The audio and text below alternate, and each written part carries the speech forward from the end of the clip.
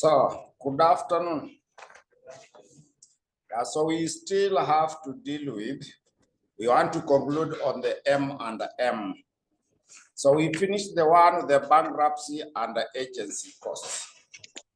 So let us also have a brief subtopic. A brief subtopic as MM model. MM model of incorporating.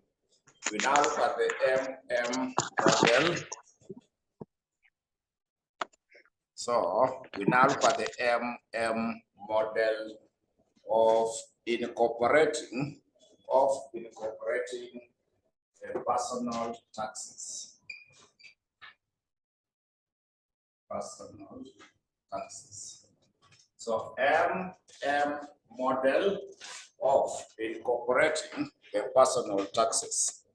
So you want to check when MM incorporated the personal taxes, how was it dealt with? So we can first write some few notes on that.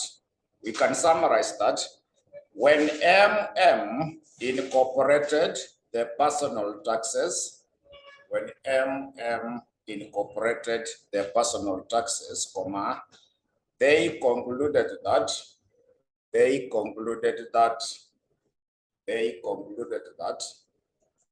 the net combined earnings of the investor, they concluded that the net combined earnings of the investor,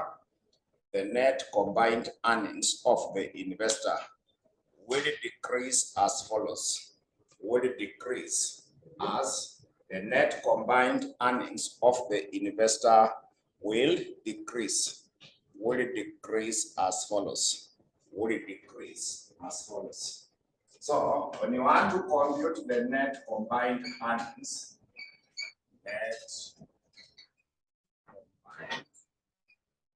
to be given by the gross combined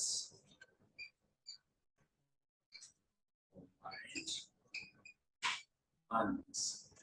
Then we multiply by 1 minus the personal tax rate. So when you want to combine the net combined earnings, you simply get the gross combined earnings, then in the brackets of 1 minus the personal tax rate. 1 minus the personal tax rate. Then we continue by writing that in this case, investors will be equity shareholders. In this case, investors will be equity shareholders and debenture holders. In this case, investors will be equity shareholders and the debenture holders, and their benefit is in the form of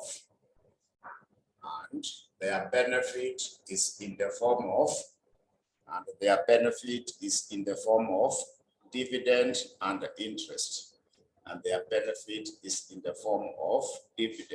and interest. Then another paragraph, we summarize that in the absence of the personal taxes, the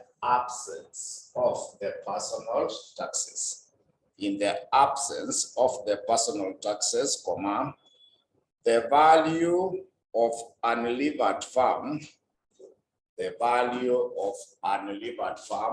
is expressed as follows. The value of unlevered farm is expressed as follows. So we already know this formula. Value for unlevered will be given by earnings before interest and tax, 1 minus the corporate tax. Then we divide by KEU. So you already have that formula. Value for unlevered. You simply take earnings before interest and tax. Then 1 minus the corporate tax rate. We divide by KEU. Then we add there a paragraph that in the presence of the personal taxes, in the presence of the personal taxes, in the presence of the personal taxes, comma, the value of unlevered farm will be expressed as follows.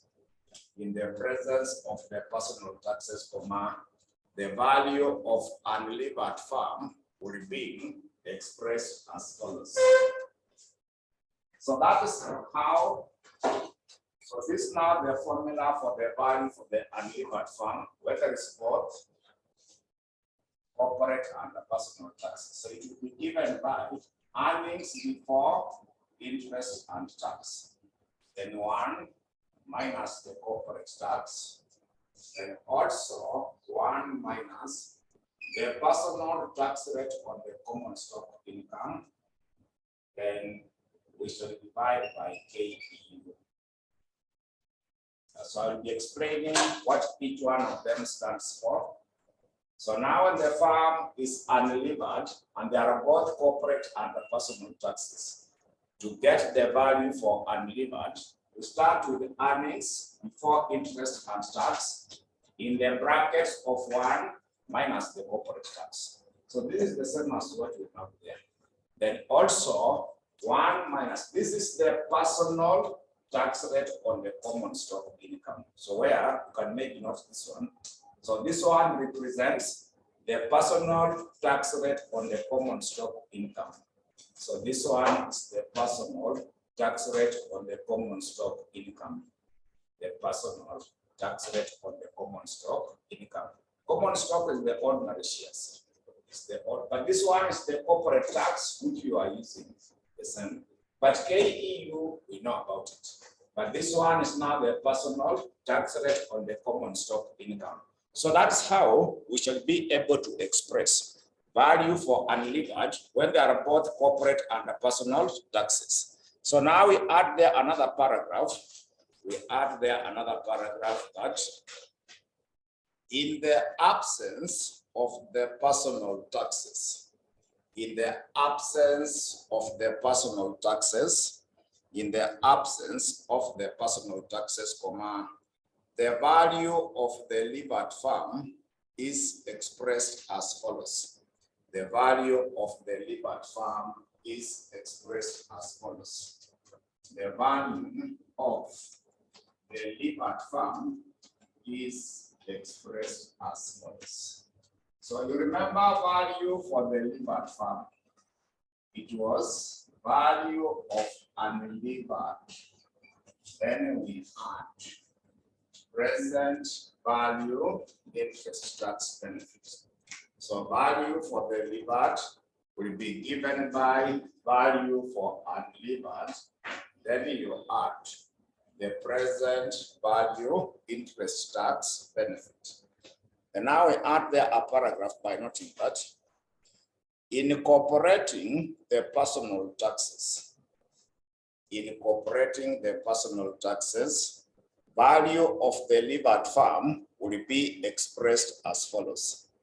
Incorporating the personal taxes, comma, the value of the levered farm. The value for the levered farm will be expressed as follows. Value for the levered farm will be expressed as follows. So now to get the value of the levered farm, it will be given by value of unlevered farm, then we add the debt multiplied by tax advantage of debt. So now to compute value for the levered, we simply take the value for unlevered. Then we add in brackets the debt multiplied by the tax advantage for the debt. So to compute the tax advantage for the debt, it will be the same as the debt, then we multiply by 1 minus. So 1 minus the corporate tax. Also 1 minus the personal tax rate on the common stock income. But we now divide by 1 minus the personal tax rate on the debt income. So now the tax advantage is expressed like that. So to get now the value for unlevered, it will simply be equal to value for unlevered, you add the debt. Then tax advantage for the debt, this will be 1, then we minus. Remember, this was 1 minus the corporate tax. This was 1 minus the personal tax rate on the common stock income. Then you divide by 1. So this is now the personal tax rate on the debt income. So this one is the personal tax rate on the debt income. The personal tax rate on the debt income. Remember, we had said this is the corporate tax. This is the personal tax rate on the common stock income. This one is now the personal tax rate on the debt income. So debt, it is interest. Debt income is normally interest. So we shall be getting how to compute the tax on that. So from those few formulas on that personal taxes, I want us to apply a question so that we get now that those formulas. So check December 2010. There is a question number 5, part B. We check December 2010.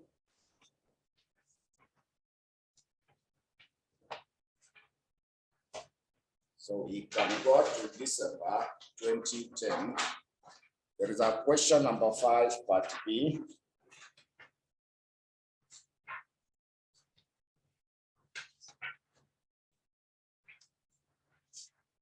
So you should check on page 103. Page 103. Page 103 is where we have December 2010. Question number 5, part B and C. So go to page 110. No, here June 2010 is got about it starts from the previous. So on that page 103, kuna question 5. But hapo chini kuna June 2010. Yeah. So they were just typing some few questions in respect to each sitting. So that question is supposed to be question 5 for December 2010.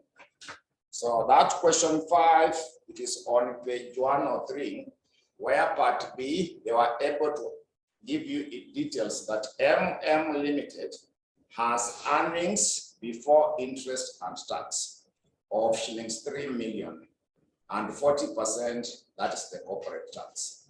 It is required rate of return on equity in the absence of borrowing is 18%. That 18% is KEU because it is in the absence of borrowing.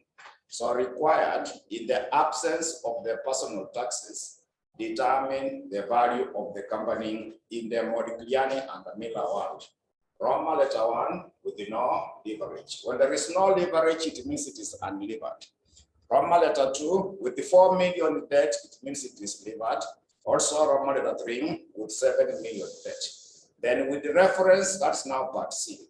With the reference to be above, assume that both personal and corporate taxes now exist. Marginal personal tax rate on the common stock income is 25%. Also, marginal personal tax rate on the debt income is 30%. Determine the value of each of the 3 debt levels in part B, Roman letter 1 to 3 above, then also comment on your answer. So we start off with part B. So part B, there was no personal taxes. It is normal, the way you are dealing with the previous questions. So that part B. So for part B, we start with the Roman letter 1. Roman letter 1 is with no leverage. With no leverage. So with no leverage, it means it is unlevered. It means it is unlevered farm. So to compute the value for unlevered, when there is no personal taxes, it was earnings before interest and tax. And 1 minus the corporate tax divided by KEU. So when there is no personal taxes, we have been using that formula to get the value for unlevered farm. So earnings before interest and tax, you are given 3 million. Still in the same area, the corporate tax is 40%. That is the same as 0.4. Then KEU is the cost of equity for unlevered. So 18% is the same as 0.1. So that should now give us the value of the unlevered farm when there is no personal taxes. When there will be no personal taxes. Sorry? We are getting 10 millions.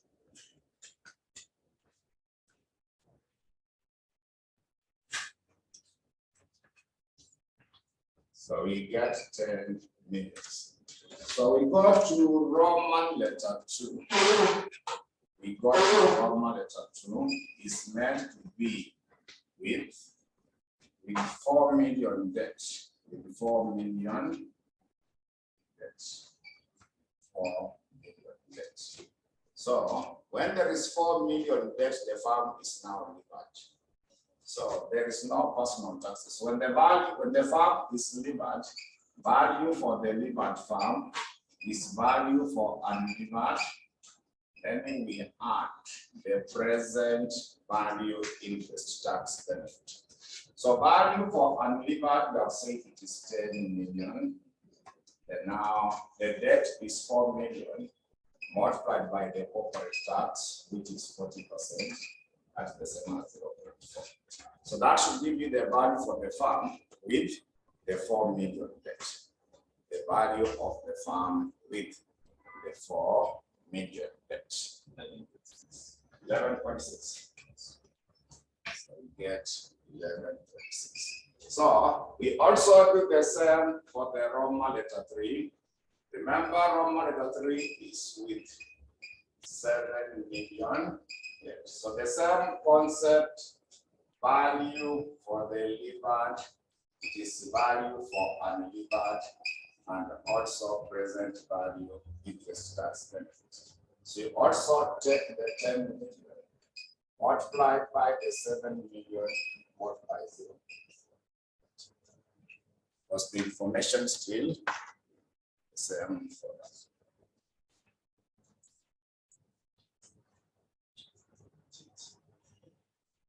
So that should be our part B. So that one, they had no problem. They had no problem with that because it is similar to what we have been doing in the previous classes. So what we do now is we check the part C. Yes.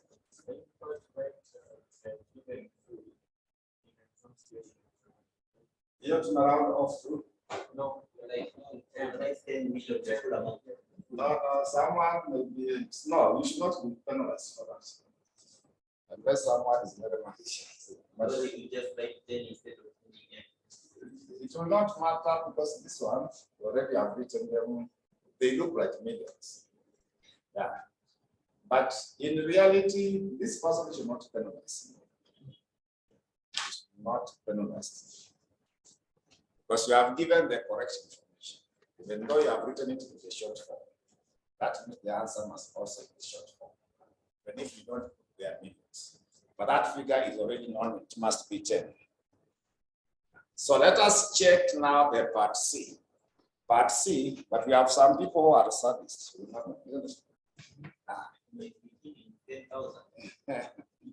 have some people who are sadists in everything they do. But I don't think someone will punish you on the basis of that, because that paper is not only marked by one person. The first person will mark, the other person will go through it, another person will go through it. Before they record it, it's normally passed through at least 4 people. Ah. So someone can give you months and another one will. Yes. Someone will check. So if you had written the correct thing and the first person had given you an correct mark, the second person should be petition. They can't just penalize you. Unless it becomes now the computer error. But from the marking perspective, it is not easy.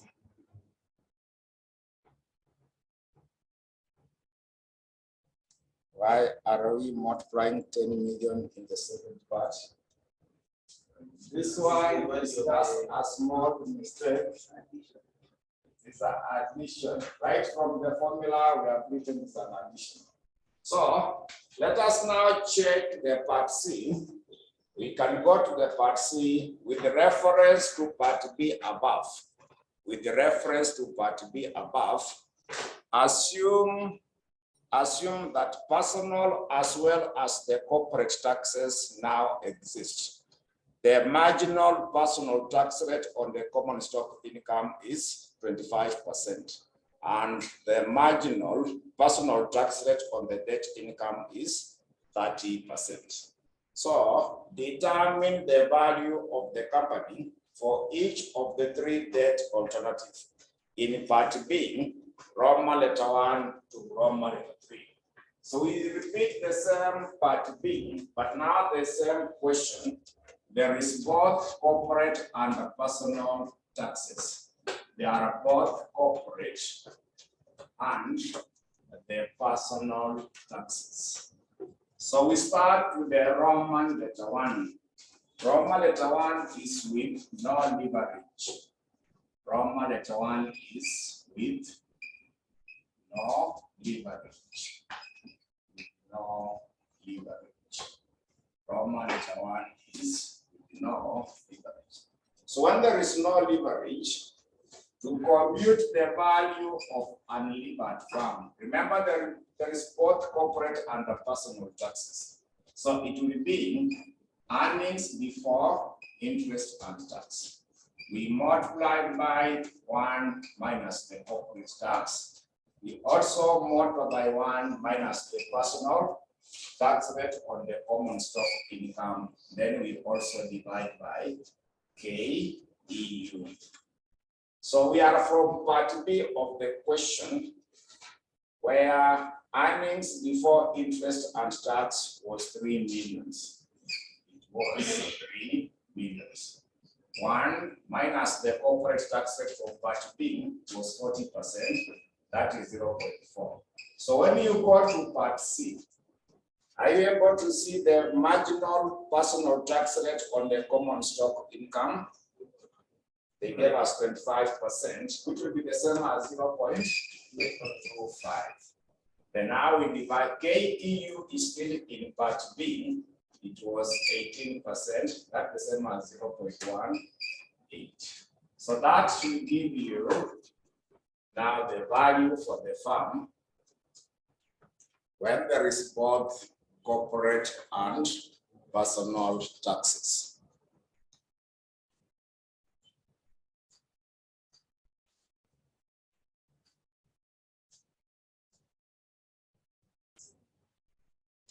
So it is giving us 7.5.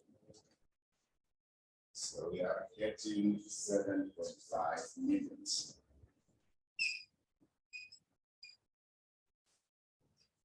So we go to Roman letter 2. So Roman letter 2 is meant to be with the 4 million debts. 4 million. So now the farm is levered. When the farm is levered, so to compute the value for the levered farm, is the value for unlevered, then we add the edge, then in brackets of 1 minus the corporate tax, also 1 minus the personal tax rate on the common stock income, also 1 minus the personal tax rate on the debt income. Then we come up with that value. So value for the unlevered, I've seen 7.5. We have calculated in Roman letter 1. So the debt for this one is 4 millions. So 4 millions, then 1 minus. So 1 minus 0.4. Also 1 minus 0.2. Also divide by the tax rate, the personal tax rate on the debt income. They gave us what percent? So 1 minus 0.3. So get that figure, compute that value.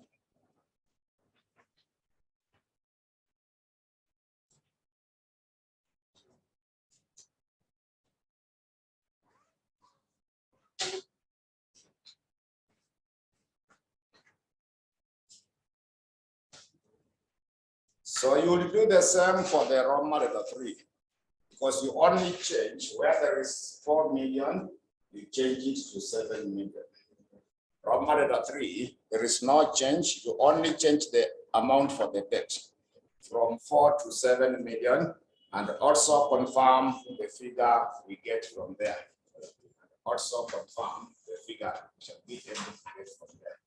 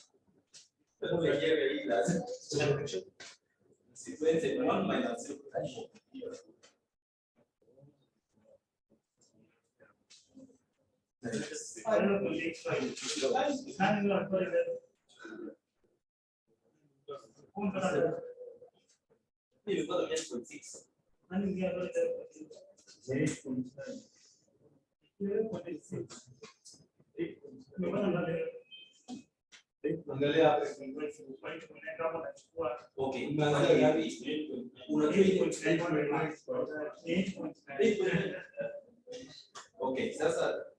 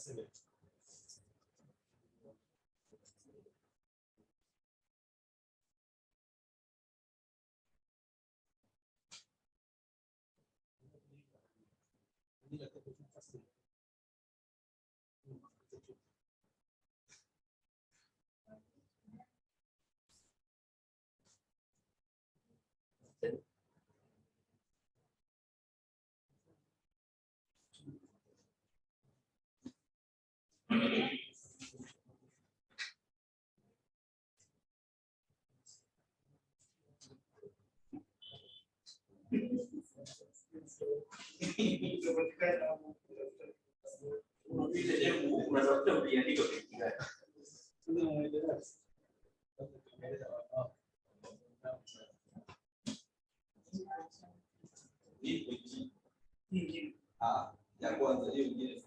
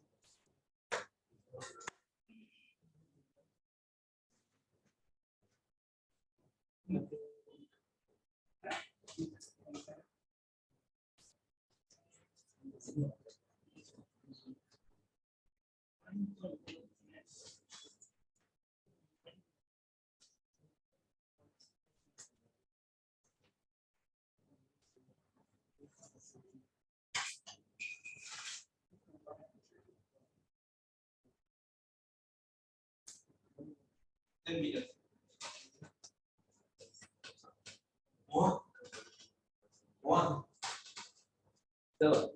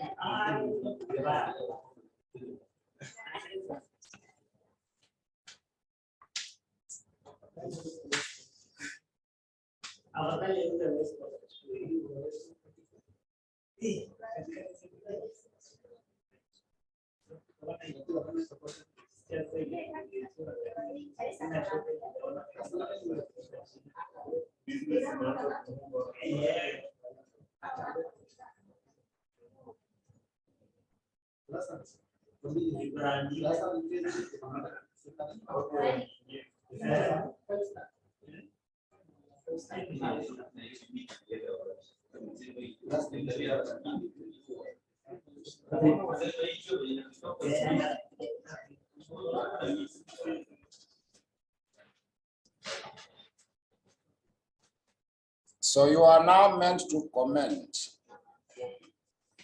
So when we are commenting, we compare the two. The one in part B and part C. So the values in part B should be higher than the values in part C. Yeah. The one for food are higher. Yes. Yeah, so you are meant to comment on that because the question has asked you, determine the value for each of the three debt alternatives in part B, Roman letter 1 and 3 above, then comment on your answer. So we compare the values in part B, then also in part C. Then you can see now when there was personal taxes, those values has gone down. So we shall be able to comment it from that level. So we can now comment that the presence of the personal taxes, will lead to the presence of the personal taxes will lead to the decrease in the value of the farm, will lead to the decrease in the value of the farm. It relates to the decrease in the value of the farm. So that is now the only question that is in that past paper in relation to corporate and personal taxes. So that is the only question we can find in that level. So finally, I also want us to check another model, M and M. So the last one will be MM proposition. We can write another subtopic. Yes, inaweza kuwa this time ndio wanafikiria.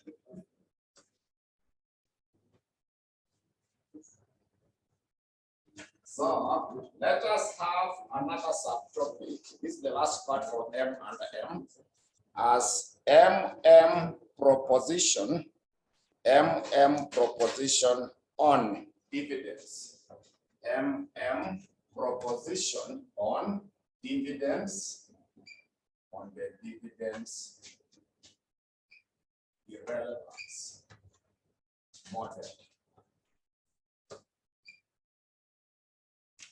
So we can also have model, or proposition on the dividends irrelevance model, on the dividend irrelevance model.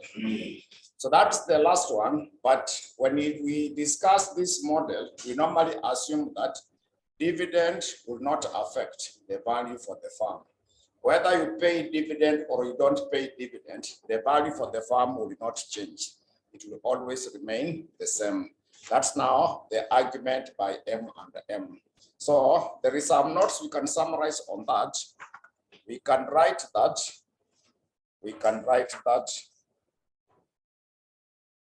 this is a model which explains that it is a model which explains that payment or non-payment of dividends. It explains that payment or non-payment of dividends will not affect the value of the farm. So it explains that payment or non-payment of the dividends will not affect the value of the farm. It will not affect the value of the farm. And it operates under the following assumptions. And it operates under the following assumptions. And it operates under the following assumptions. It operates under the following assumptions. Number one is that there is no transaction costs. There is no transaction costs associated with. There is no transaction costs associated with the flotation of the shares. There is no transaction costs associated with the flotation of the shares. Number two is that there is no personal or corporate tax on the dividends. there is no personal and corporate taxes on the dividends. There is no personal and corporate taxes on the dividends. There is no personal and corporate taxes on the dividends. The number 3 is that the capital markets are perfect and efficient. The capital markets are perfect and efficient. The capital markets are perfect and efficient.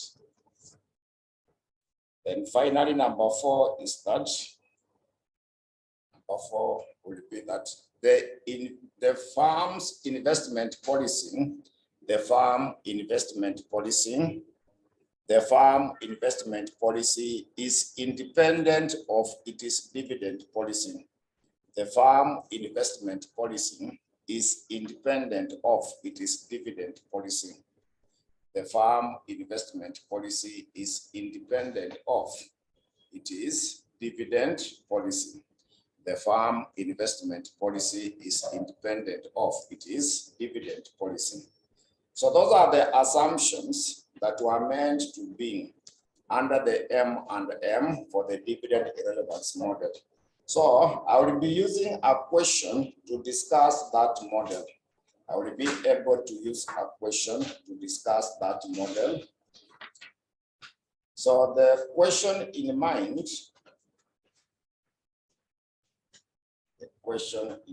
should be,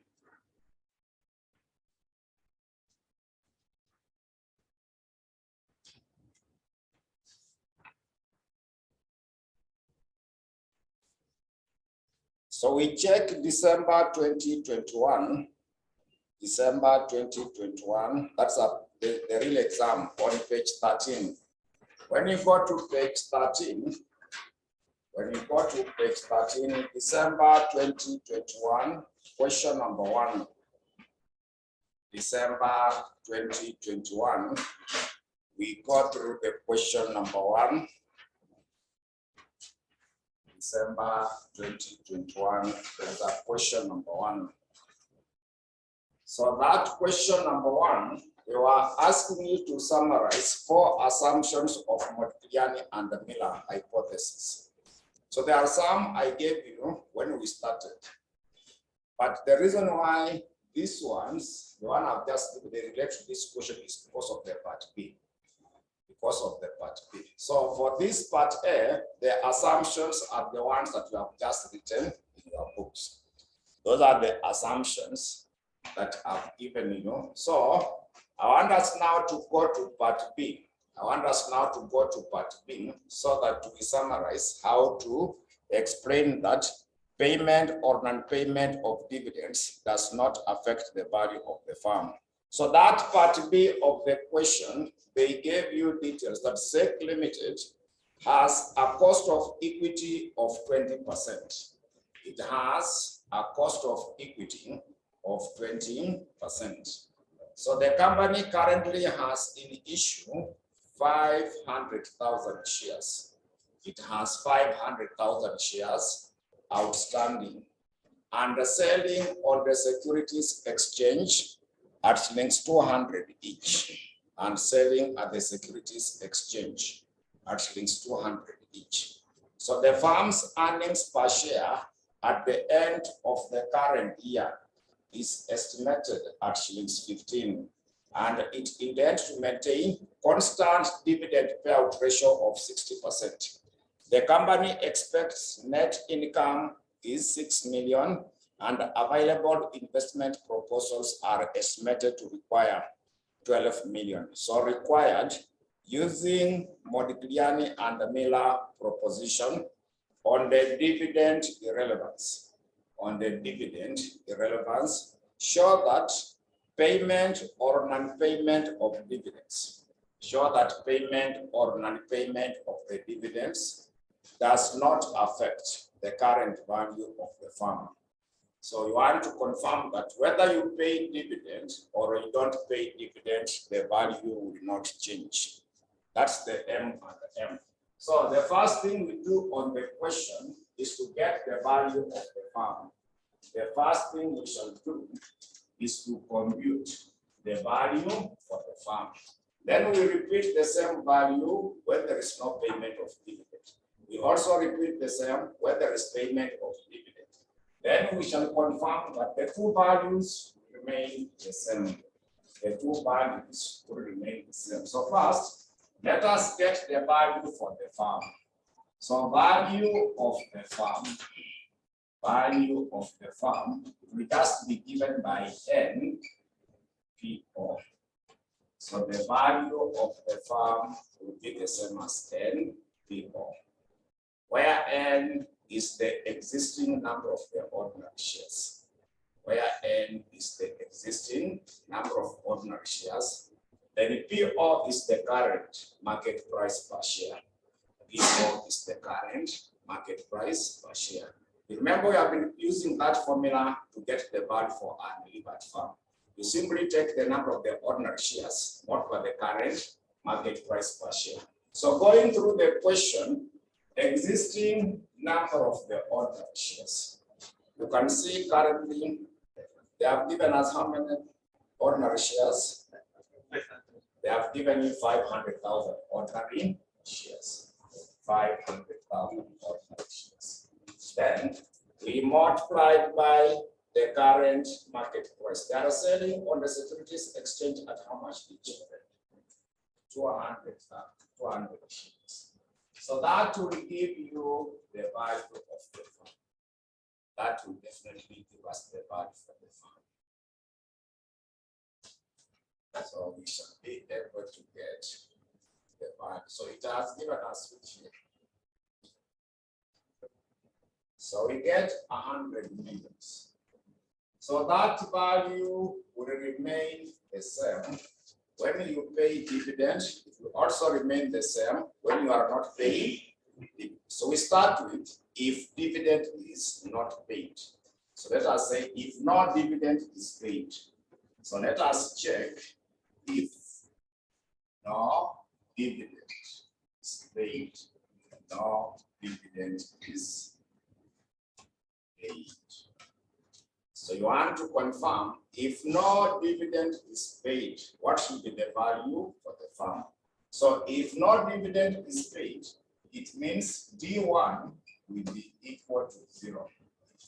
So when no dividend is paid, it means D1 will be equal to 0. So D1, remember, is the next dividend to be paid. So we are confirming that when no dividend is paid, the value will still remain 100 million. The value will still remain 100 million. So there are 3 steps we shall be following to get to that same figure. So we start with the first step. The first step, we shall be saying that we estimate P1. So the first step, we shall be required to estimate P1. That will be our step number 1. So you want to estimate P1. So maybe you can comment that where P1 is the price per share at the end of the year. Where P1 is the price per share at the end of the year. Where P1 is the price per share at the end of the year. So to compute that P1, I will use this formula. So PO is supposed to be given by D1 plus P1 divided by 1 plus R.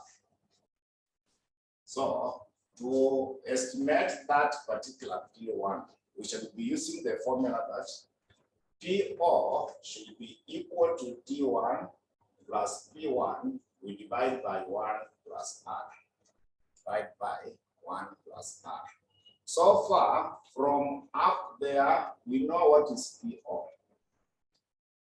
We know what is PO. So this P1 is the dividend per share at the end of the year. P1 is the price per share at the end of the year. PO is the price at the beginning of the year. Then R is the cost of capital. R is the cost of capital. So going by what we have, we know PO is how much? From up there. PO is 200. PO 200. P4 is 200. The current price per share. So P4 is 200. So D1, we have said if no dividend is paid, D1 must be 0, like that. So we are looking for P1, like that. We divide by 1 plus R. R is the cost of capital or the cost of equity. When you check at the cost of equity was given as what percent? So 20% is the same as 0.2. 20%. So make P1 to be the subject. We now make P1 to be the subject. We make P1 to be the subject.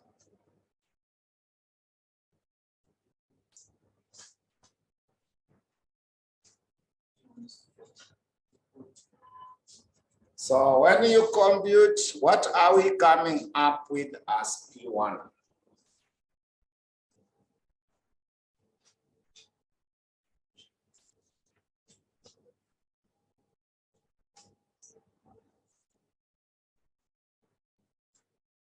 Online, you are getting which figure? So I can see 240. I'm able to see two. So everyone else is getting 240. So online, I hope everyone is getting 240. So that is now our step number 1. That will be our step number 1. So we go to the step number 2. We go to the step number 2. So step 2, we shall simply say that estimate M. So the step number 2, we shall be able to say that we estimate M, where M is the number of the new shares to be issued, where M is the number of the new shares to be issued. M is the number of the new shares to be issued in order to raise new capital. M is the number of the new shares to be issued in order to raise the new capital. In order to raise the new capital. In order to raise the new capital. So when we want to come up with M, I will use the formula that MP1 be equal to I B minus X, then we add MD1. So for us to estimate M, we shall use the formula that MP1 will be equal to I B minus X, then we add ND1. So from what we have seen up there, this M, we are saying that it's the number of the new shares to be issued. But P1 is this one here. P1 is also, then now we can have I, where I is the investment opportunity. So this one is the investment opportunities, where this I is investment opportunities. Then X is the net income. So X is the net income. X is the net income. But we know N. N is this one here. The existing number of the ordinary shares. This D1 is this one here. The dividend at the end of the year. So you want to come up with how to compute our M. So our investment opportunity is given. Are you able to see available investment proposals are estimated to require how much? You can see before required, available investment proposals are 12 million. So we take 12 millions, we minus. This one is the net income. X is the net income. Still in the question, are you able to see the net income? 6 million. The net income is given as 6 million. So this one you already know it, N. N is the 500,000 shares. So which is the same as 0.5 million. But we know D1 is what? If no dividend is paid, D1 will be 0. So that D1 is 0. So that we now compute that here. So finally, it will be the same as how much? It will be 6 million. But what we have calculated is MD1. What we have computed is MD1. But we require only an M. So to compute M, take MP1 divided by P1. So if you want now to come up with the M, you simply take MP1, we divide by P1. So MP1, we have seen it is 6 million. Then P1 you had calculated in the step number 1.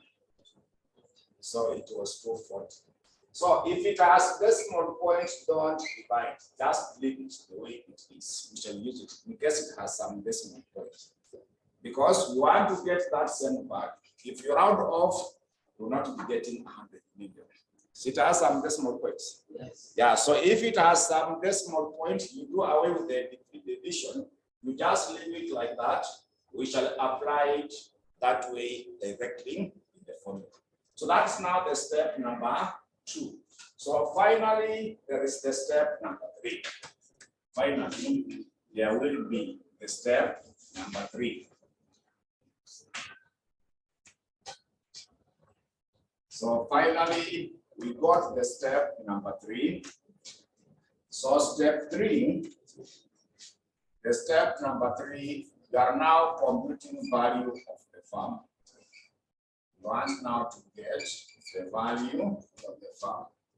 So we got the step number 3. So after the step number 2, we got the step number 3, where now we get the value for the farm. So value of the farm. Value of the farm. It is supposed to be given by. So it will be P1, the brackets of L plus M. Then we minus I, and we add X. And now we shall divide by 1 plus R. So finally, now to get the value for the farm, our step number 3, we shall now be able to apply. We shall now be able to apply that equation. So we have all those digits. We already have all of them.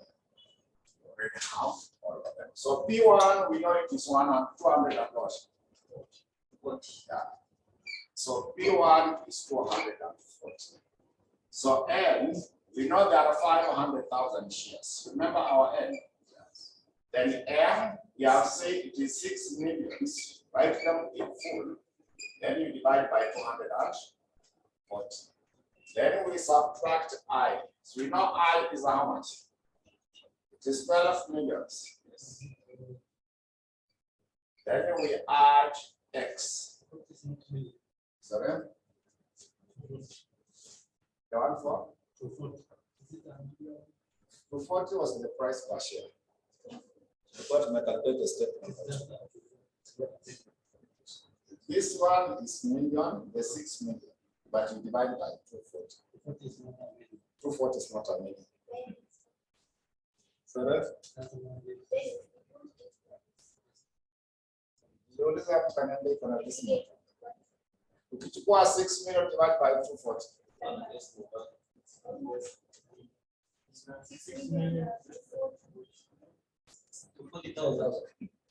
So we can just use it now the way it is. So this one was 12 million, sorry. Then we also add the 6 millions.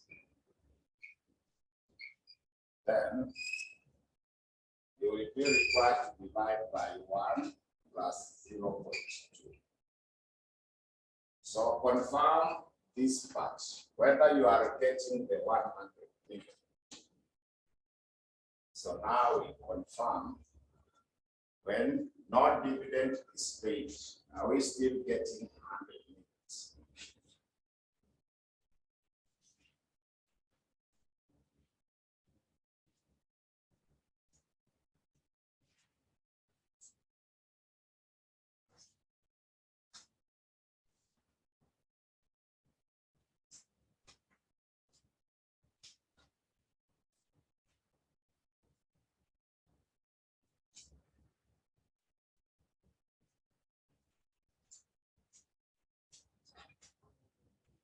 Seven?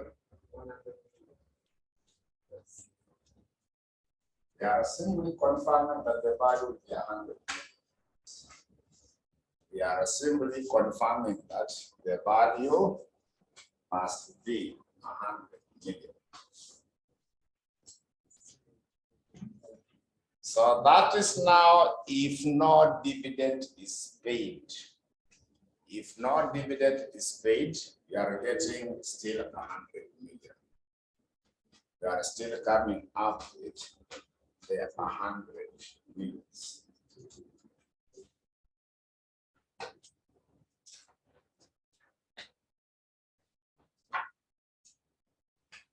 But only 100 million. Yeah. So let us now confirm if dividend is paid. It remains the same. We want now to confirm. Online, are you getting 100 millions? Yeah. So let us now confirm if dividend is paid. Now to confirm if dividend is paid. We want now to confirm if dividend is paid. We want now to confirm if dividend is paid.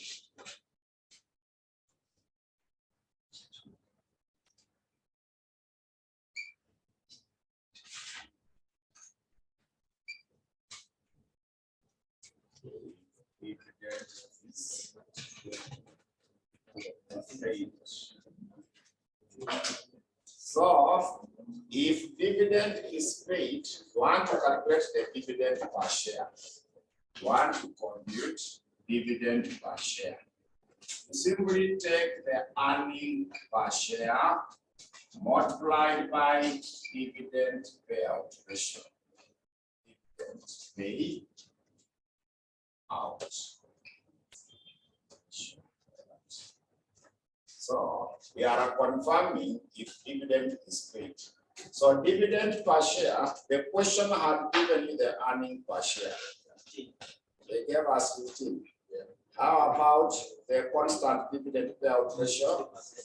Yeah, so we take 15 multiplied by the 60%. So we take 15 multiplied by 60%. Give us 9. Yeah, so now our D1 is going to be 9. Now our D1 is going to be 9. So we start again with the step number 1. Yes. We start with the step number 1. We are just repeating to confirm that the dividend will still remain 100. What was there as the step number 1? What are we supposed to estimate? So step number 1, we estimate P1, isn't it? Yes. So we estimate P1. The process is the same, like what we have done. So P0 is supposed to be given by T1. We add P1. We divide by 1 plus R. So we already know P0. Nothing. Remember the 200? Yeah. Now our T1 is given as 9. So we are looking for P1. Then 1 plus 0.2. So make P1 to be the subject. We now make P1 to be the subject.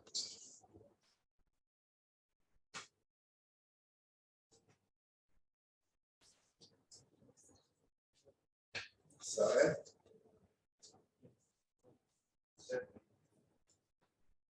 has a decimal point. Yes. Online, you are getting which figure? Anyone who has computed online?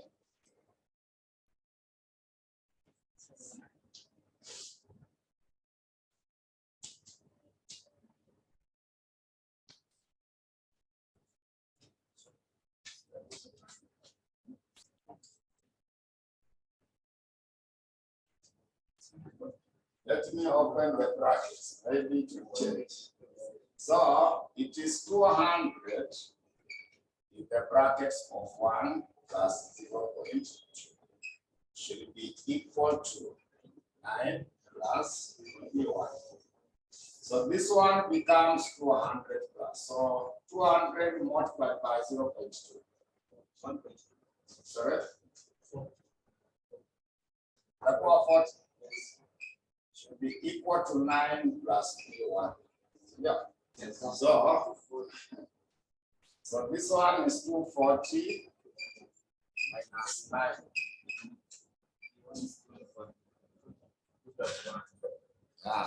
It is 231. So P1 is 231.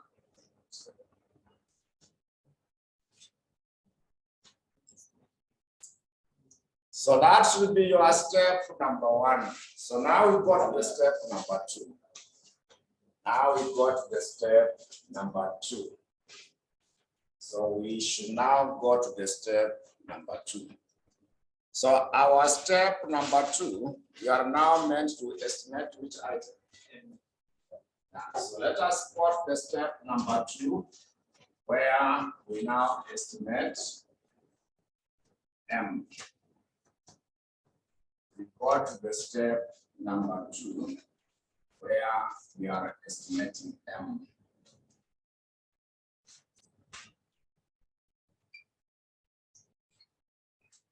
So to compute M, the formula was MP1 should be equal to I minus X. We add NP1 like that. So remember I was how much? I is 12 million. X was 6 million. And now we add. So N, you remember the 500,000 shares? That is 0.5 million. It's 9. We multiply by 9. Multiply by 9.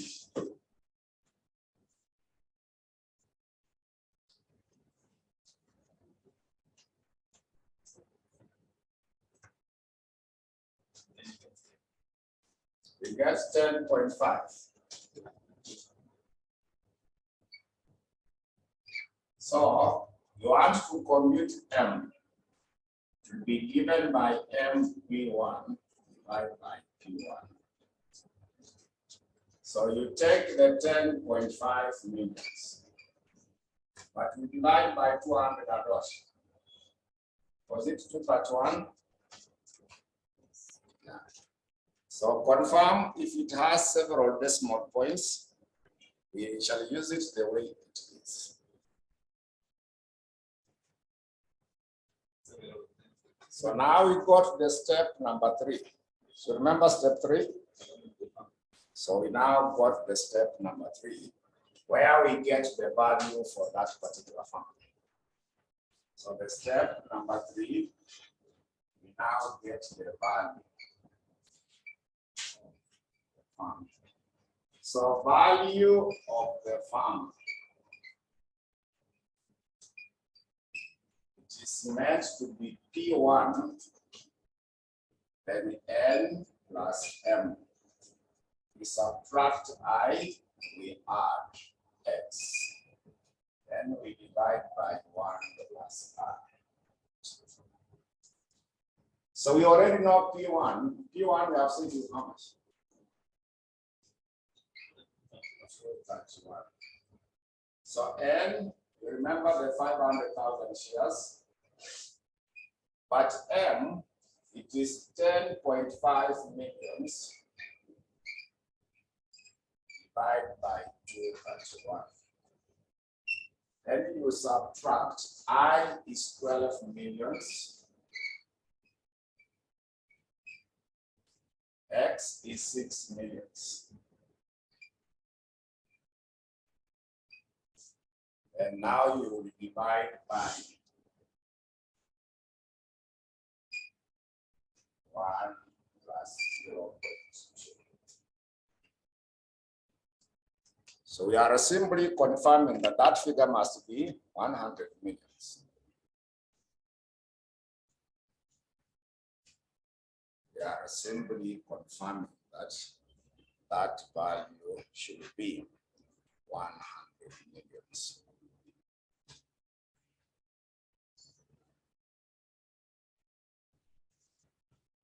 We are simply confirming that the value will be 100 millions.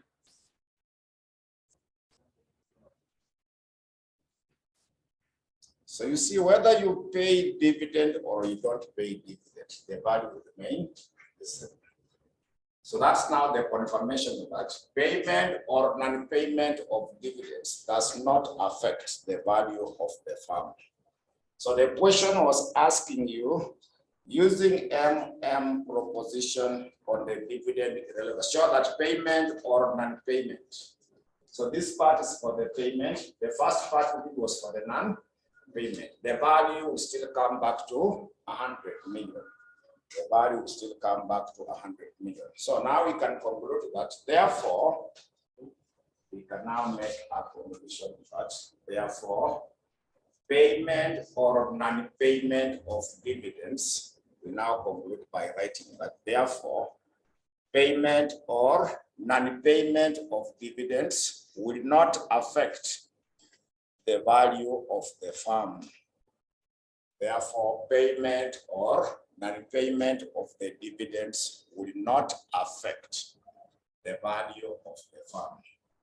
Payment or non-payment of the dividends will not affect the value for the farm. So there's a similar question, May 2019, question 2, part C. We can now check the one for May 2019, question number 2, part C. So you need now suppose whether they pay dividend or they don't pay, their value still remain the same. Yes. Their net worth, their assets and liabilities will not change. Because these are just the profit they have made. They are giving you as the dividend. But when you go deep now in their value, their assets will not change. Their liabilities will not change. The value will just remain. So we check a question for the sitting of May 2019, question 2, part C. May 2019, question number 2, part C. So you go to page 36.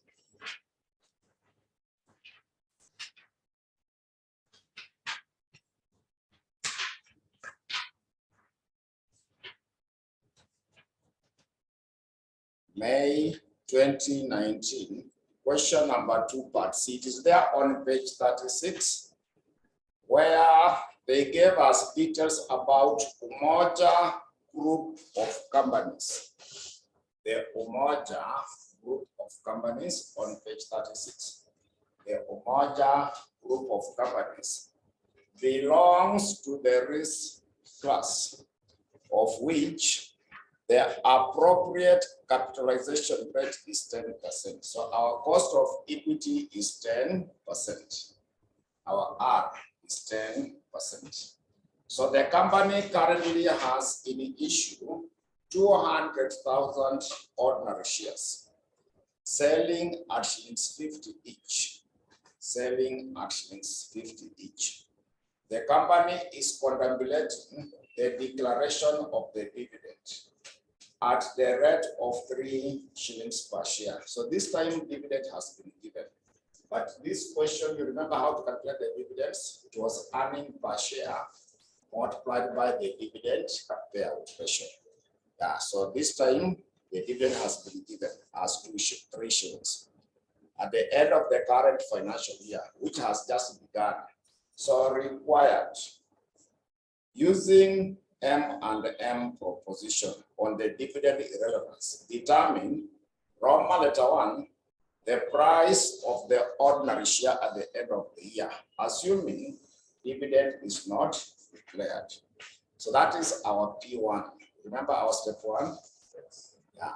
How to get price per share if dividends are not declared. Then we got the Roman letter 2. Roman letter 2 is the price of the ordinary share at the end of the year, assuming dividend is what? Declared. We are still on the step number 1, but now when dividend is paid. We are on the step number 1, but when the dividend is what? Paid. So Roman letter 3, assuming that the company will generate net income of 2 million and it makes new investment of 4 million during the period. So using Modigliani and Miller assumptions, payment or non-payment of dividend has no effect to the value for the firm. So the easiest way to answer the question, first, get the value for the firm. Get the number of the shares, what was the current market price per share. Then now we start again, if no dividend is paid. You go through the 3 steps. And also, if dividend is paid, we go through the 3 steps. Then we come up with the conclusion of the answers required in the question. So we can start off by checking what should be the value for the firm. We start by confirming what is the value of the firm. So that firm will remain if dividend is paid or if no dividend is paid. So value of the firm, value of the firm, value of the firm, it is NPO. Value of the firm is NPO.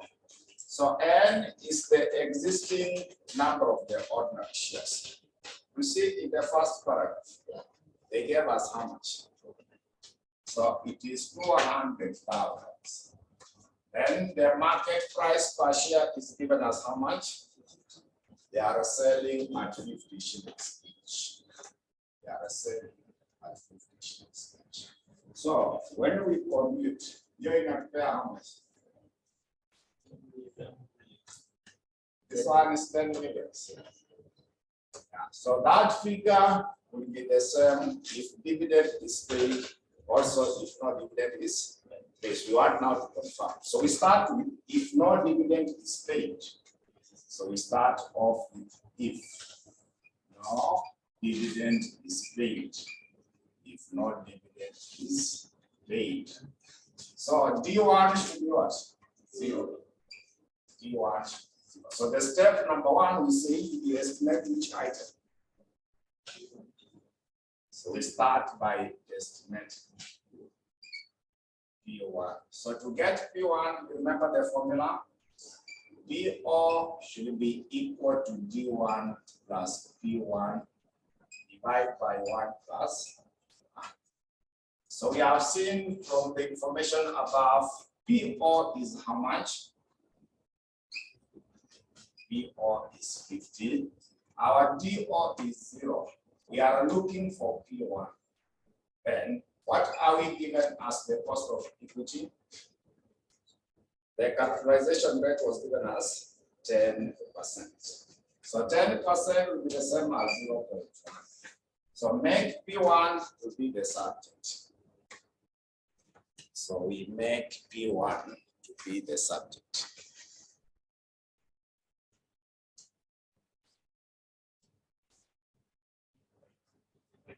Yeah, so here the Roman letter 1 of the question. So if no dividend is declared, what is the price per share? So we got the step number 2. If no dividend is paid, so here we should be able to estimate M. We should be able to estimate M. So to get M, you are able to see MP1 should be equal to I, P minus X plus N, P1. So that information is in the Roman letter 2 of the Roman letter 3 of the question. You can see in the Roman letter 3, how much is the investment? under the Roman letter 3 of the question. So in the Roman letter 3, they have said that assuming the company generates net income of 2 million and makes a new investment of how much? 4 million. So I is given as 4 million, X is 2 million. Then ND1, remember N is how many shares? Will be the same as 0.2 million. But we have seen that D1 is 0. Because B1 is 0. So it will just be how much? 2 million. But our concern is to get M. Our concern is to get M. So for us now to get M, it is M P1. We divide by 1. So it is 2 millions. P1, we know it is how much?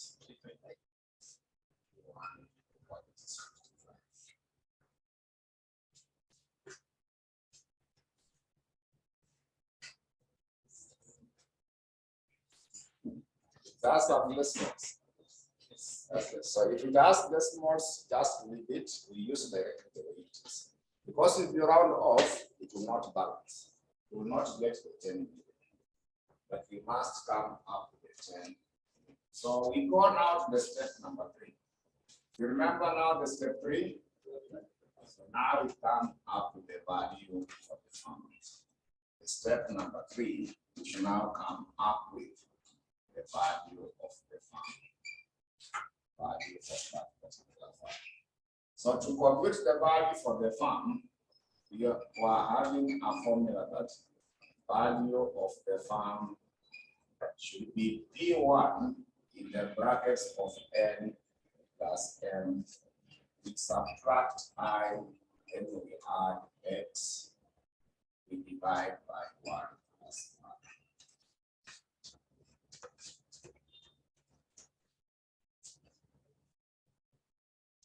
Divide by 1 plus 1. So P1, which is 55. So you remember N, it was 200,000 shares. Then M, it is 2 millions. Divide by 55. So remember I was how much millions? It was 4 millions. Then you also add X was 2 millions. Then we divide by 1 plus 0. So we are simply confirming that payment or non-payment of dividends. That value should come back to 10 million.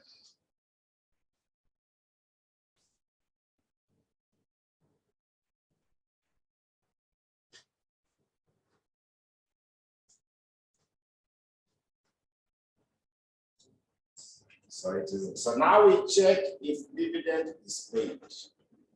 We now confirm if dividend is paid. Now confirm if dividend is paid. So we now confirm if dividend is paid.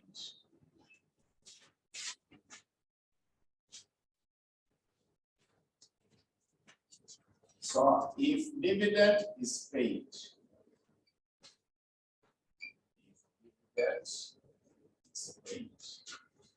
so this time D1 was given as 3 weeks. So you start again with the step number 1. Start again with the step number 1, where now we estimate D1. So to compute P1, you come up with PO should be equal to D1 plus P1 divided by 1 plus 1. So PO was how much? 50. And D1 now it is 3. We are looking for P1, N1 plus 0.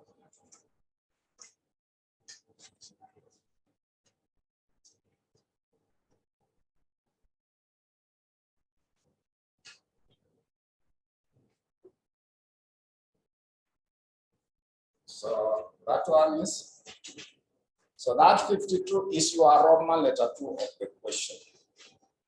Is your Roman letter 2 of the question. You can see the Roman letter 2. They were asking you to compute the price of the ordinary share at the end of the year, assuming dividend is declared. So that should be your Roman letter 2. So you also got the step number 2. We now got the step number 2, where we should be able to estimate M. Where we should be able to estimate M. So to compute M, we say that MP1 equal to I minus X. We add NP1. So I remember it was 4 millions. I remember it was 4 millions.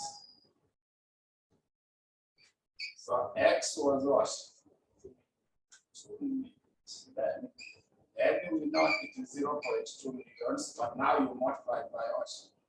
By 3. So that we get MP1.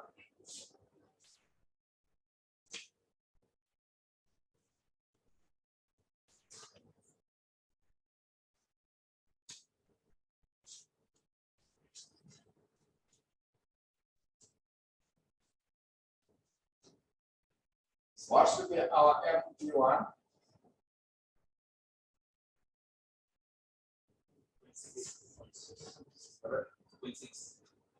2.6.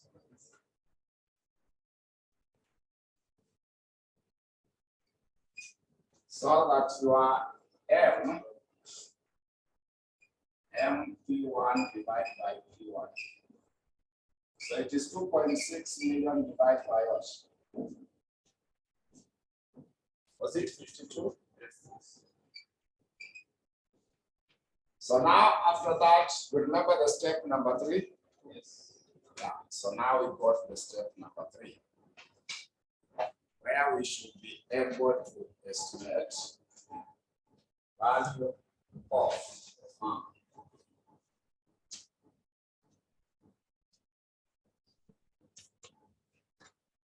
So now we check the step number 3. So we estimate value of.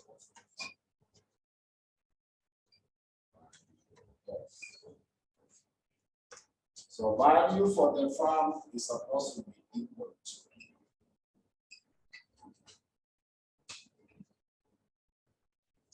so P1 M plus M, we subtract I, we add X, and divide by 1 plus R.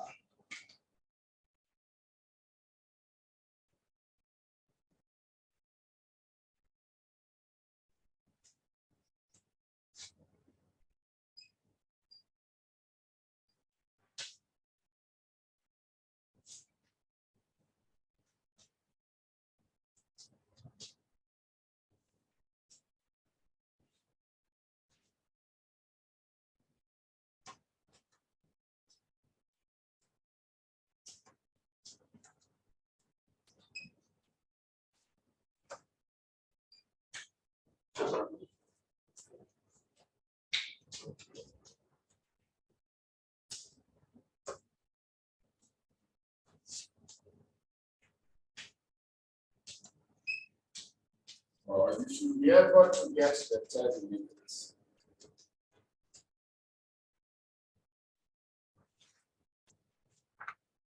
You are simply confirming that payment or non-payment will not affect payment or non-payment of dividends, will not affect the value of the farm.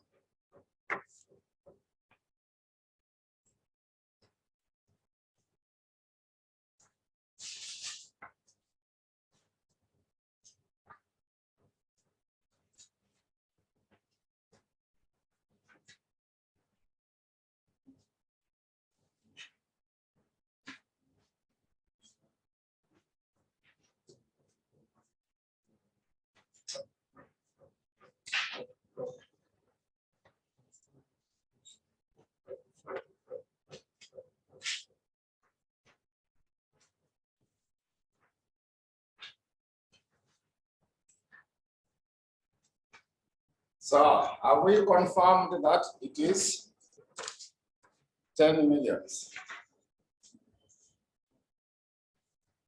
Yeah, so that is now the conclusion for that topic.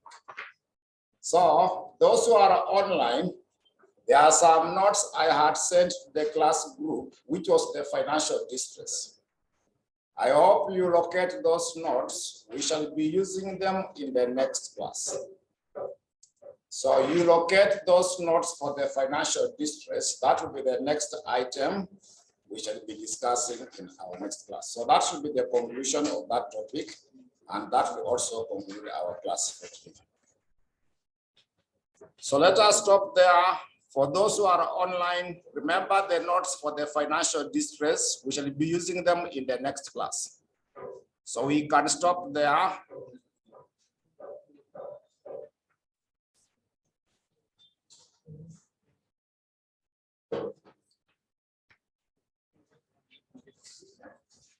There are like 4 topics.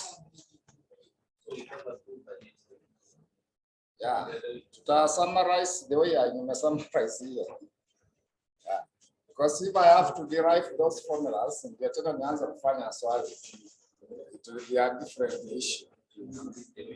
Yeah, because of the time element, I would simply be summarizing. But when I give you a handout, you read through the theory part. You go through the theory part. So we can end our class at that point.